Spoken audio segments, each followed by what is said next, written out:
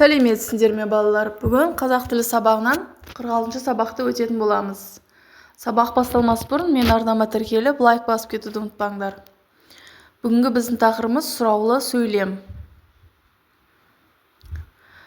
37-ші жаттығу. Мәтіннің басын және соңғы бөлігін оқы.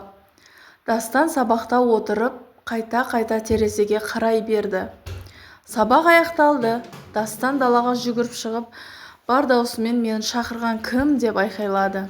Оған күн күлімдеді, оған кішкене құс әндетіп сайрады. Оған қызыл шие сабағын еп жемісін ұсынды. Мәтін не туралы? Оның негізгі ой неде? Мәтін Дастан деген оқушы бала туралы. Қарамен жазылған сөйлемді тиісті дауыс ырғағымен оқы. Оның қандай сөйлем екенін айт. Мені шақырған кім? Яғни сұраулы сөйлем. 37-ші жаттығу. Мәтінді түсініп оқы. Ақ телпек кемпір қосақтың суретін салғысы келді. Ол дереу ақ қағаз бен бояу карандаштарын алып, сурет салуға кірісті. Кенет, осында кемпір қосақ бола ма екен деген біреудің даусы естілді. Ақ телпек бұрылып қарап еді.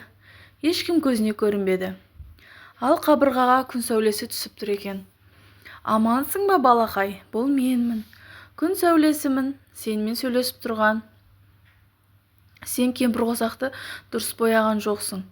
Қалай бояу керек екенін сен қайдан білесің? Себебі кемпір қосақты жасайтын менмін. Сонда қалай? Сен ақсың, ол болса түрлі түсті ғой. Мен әншейін сырт көзге ғана ақ болып көрінемін. Ал шын мәнінде менің бойымда бірнеше түс бар. Қызыл, қызыл сары, жасыл, көк, көгілдір және күлгін. Негеш кітабынан.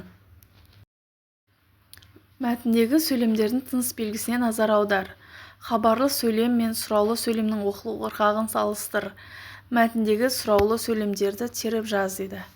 Яғни осында кемпір қосақ бола ма екен? Амансың ба балақай? Қалай бояу керек екенін сен қайдан білесің? Сонда қалай деген сөйлемдерді көшіп жазамыз. Жауап алу мақсатында айтылған сөйлемді сұраулы сөйлем дейді. Сұраулы сөйлемнің соңына сұрау белгісі қойылады. Мысалы, сенің досың кім? Осы ережені жаттап аламыз. 39-ші жаттығу. Төмендегі сұрақтар бойынша парталасымен диалог құрастыр. Нешінші сыныпта оқисың? 2-ші. Сабақтарың сағат нешеде басталады? Түскі сағат 13:00-де. Сабақтан кейін не істейсің? Кітапханадан кітап алып оқимын. 40-ші жаттығу. Хабарлы сөйлемдерді сұраулы сөйлемдерге айналдырып жаз. Толқын кітапханадан кітап алды ма? Ол көп оқиды ма?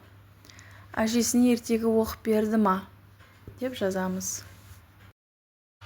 41-ші жаттығу. Суреттер бойынша бір-біріңе сұрақ қойыңдар. Айгүл, Асхат, сен суреттен не көріп тұрсың? Асхат, сабақ оқып отырған оқушыларды, ал сен ше? Айгүл, домбыра үйірмесінен қайтып келе жатқан қызды, футболға бара жатқан баланы көріп тұрмын.